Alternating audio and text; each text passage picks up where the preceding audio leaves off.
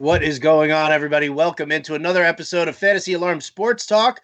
I'm your host, Howard Bender. With me today, not Jen Piacenti as originally advertised. Well, brought in something. I'm not going to say better. How about different? Right? That's something that always gets me in trouble when I say it to my wife. Oh no, just different. Ryan Hallam, everybody, at Fighting Chance on the old Twitter machine, an original OG of the Fantasy Alarm crew, and we get to do a little sports talk. Ryan, what's going on, man? How are you? We don't get to usually do these one-on-ones. I know, and I figured since I was taking Jen's place, she was nice enough to let me come on today. I'd at least channel my inner Jen Piacenti and look like her as much as I possibly could. I don't know how she does long hair, though. It's all in my mouth. It's terrible. But here we go. I don't know how I didn't see that originally until you just popped up on my screen like that. That's quite it's beautiful. It's beautiful. Unfortunately, it's like that tweet that's being passed around about the new Karen who's complaining to Twitter about the fact checking going on here. God, give me your best Jen Piacenti impression right now. I gotta hear it. I do want her trying to do Columbo, but because she always stumbles over it. She doesn't really do it all that well, and maybe complaining about Rick Piacenti or the fact that he calls her all the time. I didn't prepare for a Jen impression, but she always looks very pensive, and she gets very close to the screen, and she's always deep in thought.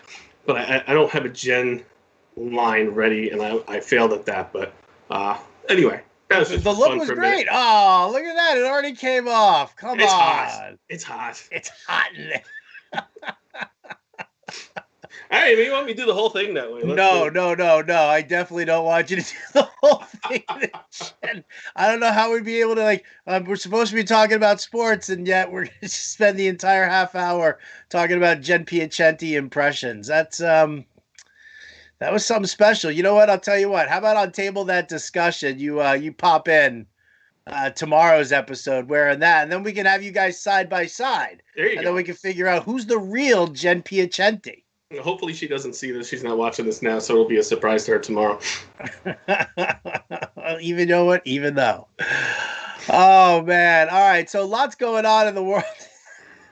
I can't even look at you right now. I can't even look at you now. Yes, that's what I was going for. All right. I'm okay. Take a breath. Where's your Red Bull? You know what? I tell you, since my wife bought me that watermelon summer edition Red Bull, I've had 2 in the last month and a half right now. So I've been a good boy. Once sports starts back up and we have NHL, NBA, NFL, and MLB all cruising at the same time, then I'll be drinking it by the caseloads. And I was talking to somebody about the other day. It is going to be madness because I really think it is all going to come back relatively, or at least going to have 3 going at the same time, and especially for the site and you and like Adam who covers it all. We are certainly going to be earning our stripes when sports all comes back. It's going to be pain for the last 3 months of kind of sitting around hoping for things to come back. We're going to get it all at once, I think.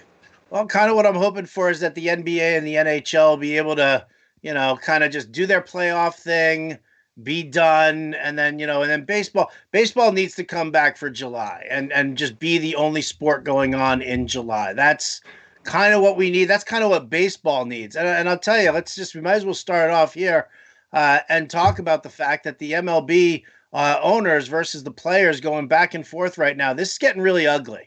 I mean, this is really ugly because not only now did they agree on a prorated salary for half a season, the players agreed to a 50% pay cut, but then the owners turn around. Now they offer up this additional pay cut where it goes on a sliding scale. So all the top players, the Garrett Coles, the Mike Trouts, the Juan Sotos, they all them are basically paying the bulk of everything, while the little, quote unquote role players, the nobodies, the guys who are only making $400,000 a year, their pay cut is significantly less in comparison. But the top players are the top players for a reason, and those are the stars on the stage. So the MLBPA, the Players Association, comes back now, and they said to the owners, they're like, well, okay, we'll talk to you about this sliding scale prorating, but now we want a longer season.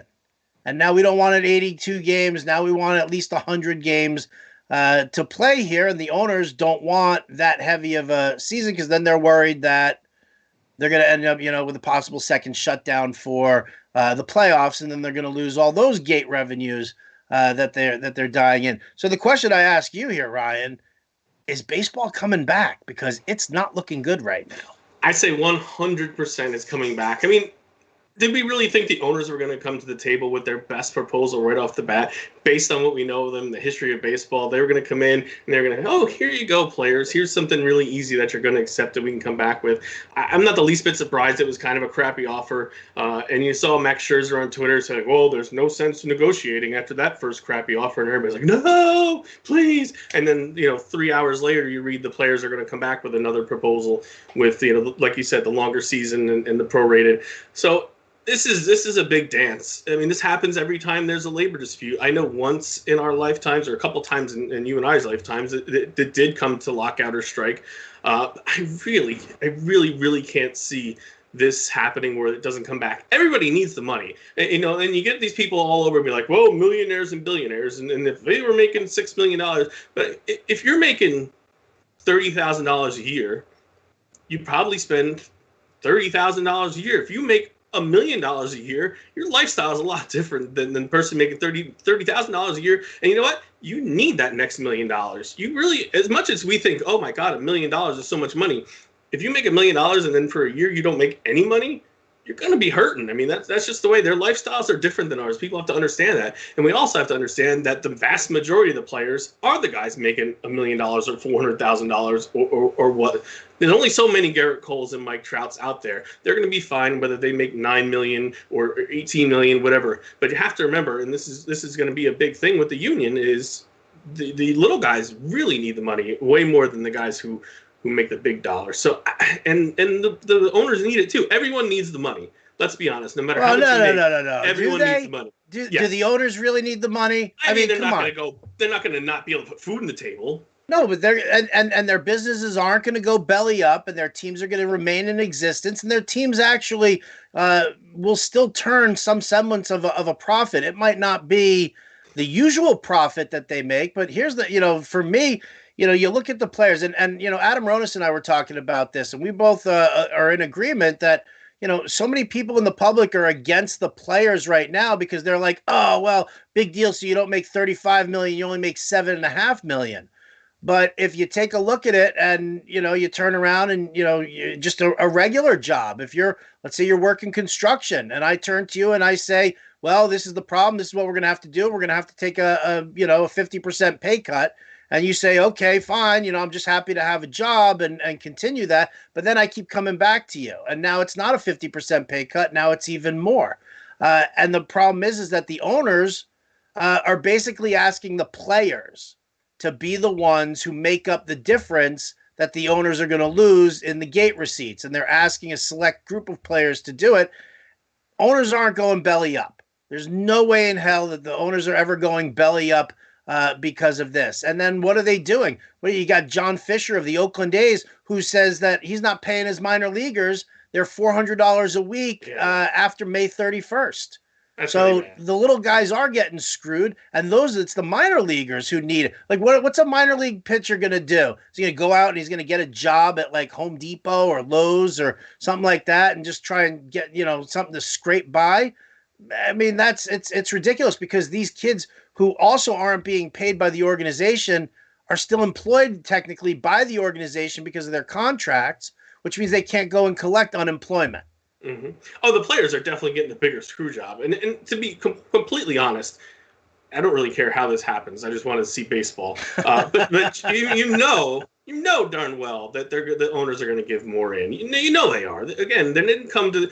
It's same with fantasy sports. Nobody comes with a trade and says, "Here's this trade," and it's the best trade they're going to offer you. They always come, shooting a little bit. Oh, see, there you go.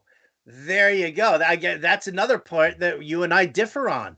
Okay. When somebody comes to me with a horrible trade and it's like, oh, it's just the first step of the negotiation. No. You take a look at my team, you see what my team needs. You take a look at your surplus versus my surplus, and we trade that way. That's how it's going to happen. The owners just basically walked up to the players and they were like, "Okay, here you go. We're going to give you Leary Garcia and Dustin May, and you're going to give us Ronald Acuna and Mike Soroka." Like, and then they turn around. They're like, well, it's just the first step of a negotiation. Who else do you want instead of besides me? I mean, that's not how it works. And when people make me fantasy trades like that, I'm like, stuff it. I'm 100% with you. I hate when people do that, and I have a person who I'm in a league with that does it all the time. And I always tell them, like, don't come to me with this garbage stuff. Come to me with something real. So I completely understand, but we both know that's not how the majority of people play, and that's not how the owners have ever played in the history of negotiations. They always start out with complete crap offers, and it always gets done. It's going to get done. Everybody, the guys want to play. I know Blake Snell and Bauer and guys are out there on Twitter making videos how much they don't want to play and how much they're worried. But at the end of the day, they want to. They're going to take their money. They're going to get a better cut. Garrett Cole making $7 out of $36 million. That sucks. It does. But I guarantee that whether they're going to defer it out and they're going to get it eventually, or they're going to make this sliding scale a little bit better. But I am still 100% confident there's going to be baseball in July. I like your optimism. There better be baseball in July. If there's no baseball in July, I mean, come on, really? Like it just seems so bizarre from where we were back in January and February and firing up the MLB draft guide and working on projections and all that stuff now to where we are today, where it's like it's almost impossible to even make plans just because we don't know. Like we just don't know. We can say, we can hope, we can want, we can wish, but you know what my granddaddy always used to say? You can wish in one hand, poop in the other, see which one fills up first. I'll be the poop hand. Oh, speaking of the poop hand, did you hear the latest news out of the NFL? Right? Is that not the perfect segue? Perfect. Oh, lo and behold, Antonio Brown rears that ugly head again. That's like when you're picking up after the dog and the bag breaks in your hand, and it's like, oh, man. Here's another Antonio Brown report saying that the much maligned wide receiver was doing a workout with Dwayne Haskins of the Redskins and Chad Ochocinco. Remember him? He was playing the role of the defensive back for a workout that also included Stephon Diggs somehow in there as well. But the question that I throw to you here, is there a team that is really not just willing to put up with the nonsense, or at least take the chance of putting up with the nonsense, but where he's actually like a legitimate fit? Honestly, I don't think so. I mean, I think if he was it probably would have been the Patriots, and we saw how that ended up. And two, I just don't know, man. It's amazing. We've seen so many guys with so much baggage get other chances that did way worse things than him. I mean, he broke a few laws, but not like some of these other guys. Just a few: sexual assault, battery, illegally recording conversations and then broadcasting them on social media. Just a few infractions. I mean, in the NFL, that's not that bad. I mean, there's guys that are worse than that. But I mean, I think when you tear Bob Kraft apart online and just teammates and owners and then the whole NFL and is as sensitive as race is right now, bringing up slavery and geez, I really think he may have burned his bridges. There are plenty of teams that could use his talent, the Redskins being one of them, although Dwayne Haskins underthrew him severely on a couple of those throws, if you saw the video. And I saw a report a few days ago that Russell Wilson wants him. We heard Tom Brady wanted him in Tampa Bay. I mean, there's quarterbacks that want him. But, man, you got to figure if he was going to get it, somebody would have stepped up by now. And I'm not saying his skills diminished. Like everyone said, Ray Rice couldn't get a job because his skills diminished. I think some guys, it's just it's not going to happen, and it always tends to be when there's a video, because we never believe the word of mouth. Now we need to see it in 2020. And he was nice enough to broadcast it on Instagram Live for us to give us the video, so we didn't have to go find it. Don't worry, I'm recording you right now, Ryan. I'm recording you. Put that camera down. Oh. Man, that woman. I'm sorry. I just felt bad for the dog. I'm not going to lie. I felt bad for the dog. I felt bad, obviously, for the guy, but the guy's a birder. And I got to tell you, man, I've dealt with birders here in Northern California. So that's a weird bunch of people, as is anyway. Birders are, they're very anti-dog. They're very anti-other animal. Busting into the ecosystem, but I felt bad for that woman's poor dog who was like being dragged around and choked out with the lead. Oh. She had to give it back though. She did. Yes, I know. So, good. Listen, she got what she deserved. 100%. And just a disaster. But yeah, we digress. Back to Antonio Brown, because that's the hot ticket here. That's the hot ticket. What do you think? Well, here, listen, I actually put a list of teams together for this conversation. And I'm curious as to whether or not you think that there is a legit fit for them. And I'm going to lead it off with the jersey you're wearing, my friend. Yeah. How about the 49ers? You've got Deebo Samuel, who's more of in line as a possession receiver. You've got why am I blanking on your give me your wide receiver core. Well, not a wide receiver, but we have Kittle. We have just drafted Brandon Ayuk. We have a lot of guys you don't know a lot of. Jalen Hurd missed most of last season with injury. Trent Taylor, Kendrick Bourne. These guys are all. Bourne, yeah. These guys aren't stretch the field deep threats though. Ayuk might be. But we, Jimmy threw 27 touchdowns and we went to the Super Bowl. So it's not really Shanahan's offense is different, and that's why Ayuk is so perfect, because his offense is so good at getting guys with their ball in their hands with space in front of them, and that is what their entire offense revolves around. Their yards after the catch is awesome. Marquise Goodwin was our deep threat. He stinks, and Philly can have him. I don't know that they need a deep threat. And, there was rumors of him going to San Francisco 2 years ago that never came to fruition. Thank God. And I was all for it then before he completely lost his mind. But the 49ers to me are a very good chemistry. Everyone's out for the team. They're all kind of one for each other. And I don't really think we need a Diva Supreme over in San Francisco. All right. How about the Jacksonville Jaguars? Now, granted, it's Gardner Minshew, and we don't know really. Is he more than just jean shorts and a mustache? But you've got DJ Chark, who's great on one side of the field, but you don't really have anybody on the other side. You've got Dede Westbrook, who's more of like a slot receiver. You've got Keelan Cole, who Chris Conley.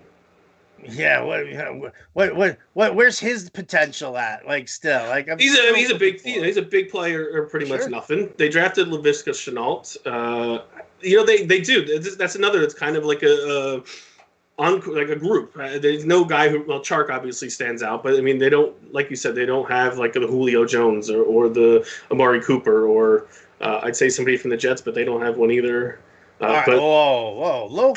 Low-hanging fruit, man. I wasn't even making fun of you for it. I was just suggesting. Were the Jets on the list? No, of course not. Why would the Jets be on the list? You want Rashad Perriman and Jamison Crowder? You're comfortable with that? Listen, I don't care what the Jets personnel looks like until Adam Gase is no longer the coach. I 100% agree with you. But no, Jaguars. There's going to be room for him on almost any team. Who can't use a guy? Maybe the Cowboys with their Cowboys. Yeah, I'm not looking at them.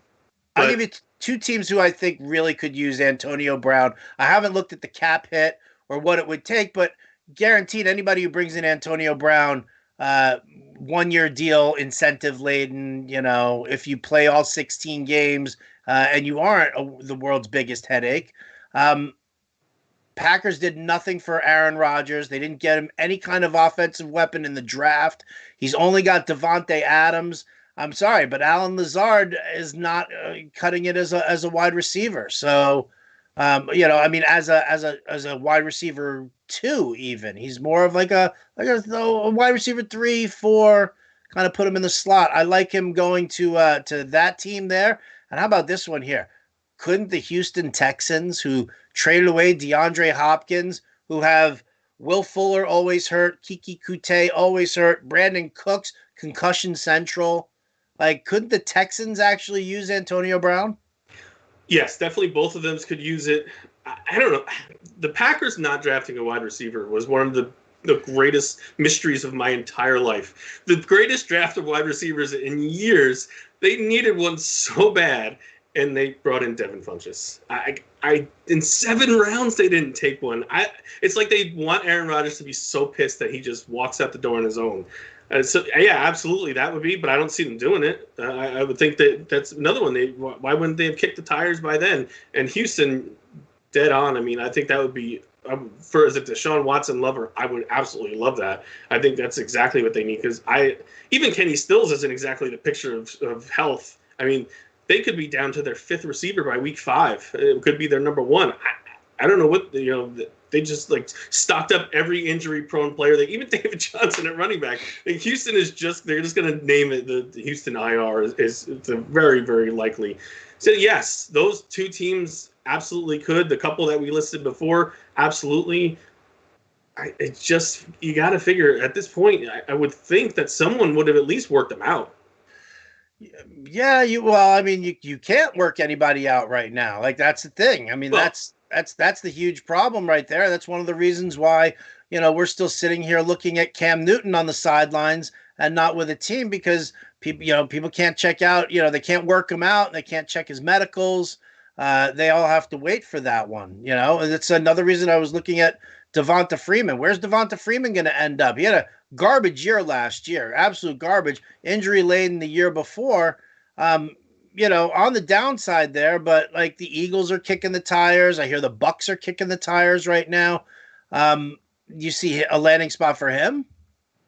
Yeah, I think he'll get a job somewhere. I think once we see things open up and he can get out there and do some workouts and show something, I definitely think he'll get a job somewhere. Like you said, he hasn't been great and very injury prone, but the NFL is moving away from the workhorse in a big way. I mean, there might be 5 or 6 guys who really, really carry the load. It is really going towards a committee type of league. So I can't imagine that Devonta Freeman doesn't have a home somewhere with his ability to not only run but catch the ball out of the backfield. I don't know where that's going to be, but I absolutely think he's going to have a job this year. Not a fantasy relevant role, no, mind you, but I think he will be on a roster.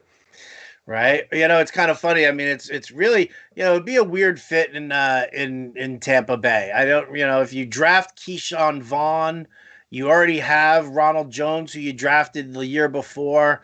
There's some possibilities there. I just don't see Devonta Freeman, nor should he beat out either one of those 2 guys if they're going to go with a tandem situation there. So that I don't understand. But, I mean, it's looking more and more like the Eagles are also kicking the tires on LeSean McCoy.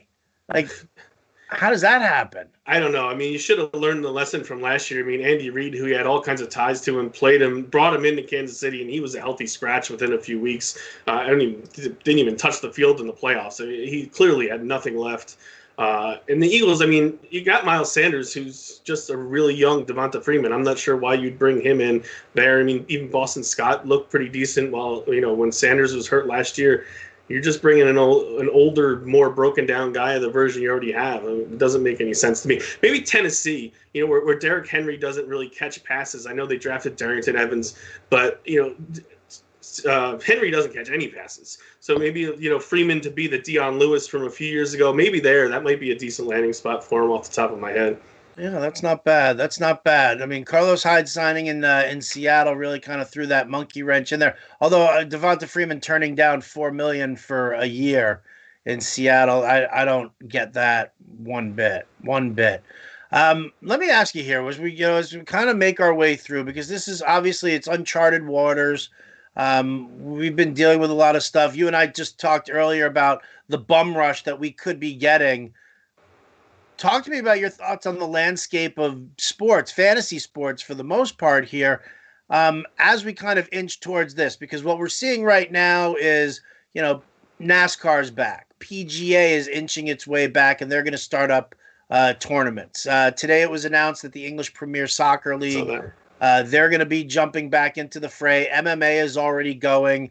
The NHL has already come to a plan as far as their playoffs go. NBA is close. Disney or bust, it sounds like. And then there's MLB, and we're looking at that.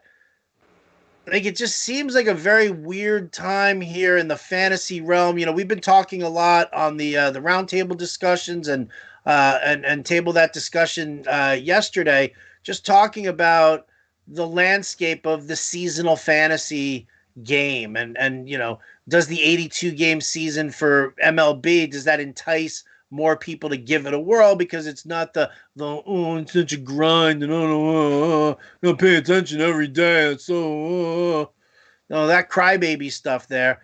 But like, you've got seasonal, you've got DFS, and you've got now sports wagering as well, as more and more states, jump on board there. So I ask you, man, like, where do you see our industry really going? Even just say over the next 3 to 5 years. I think we're seasonal is slowly going the way of the buffalo. I feel. I think DFS is just picking up more and more steam, and like you said, sports betting is just the rocket ship right now. Because you can do it so many ways. I mean, look at even just some of the golf tournaments. You can bet per hole, or you can bet, the MMA. You can bet one fight, and there's just the flexibility. I think of the sports betting it's what's so enticing to people. It's not only the thrill of just the quick turnaround, but I think just that you can do it in so many different ways. Season long baseball, season long football, it's always going to have its folks, but I think more people are getting into the industry based on daily, based on betting than they are the season long leagues. I love season long leagues. I'll never stop playing them. But DFS also, it gives you the opportunity for other sports. Like, I don't know anything about NASCAR, but I've been, on our site between Matt Sells and Dan Malin doing the playbooks and the podcast and everything, I've done DFS on like the last 4 races. I don't know anything about it, but I can throw a few dollars down based on some advice of some other people and give myself a little sizzle for something that I don't know about. And maybe if I do this enough, maybe I'm going to turn into a casual fan. I don't know. But the daily just gives you. I would never do whatever, if there even are season-long NASCAR. I would never do that because I don't know the first thing about it. Like, to know what to draft for 4 or 5 races, or golf or something like that. Even hockey, I dabbled in it for a few years, but I didn't know anything. I didn't do well.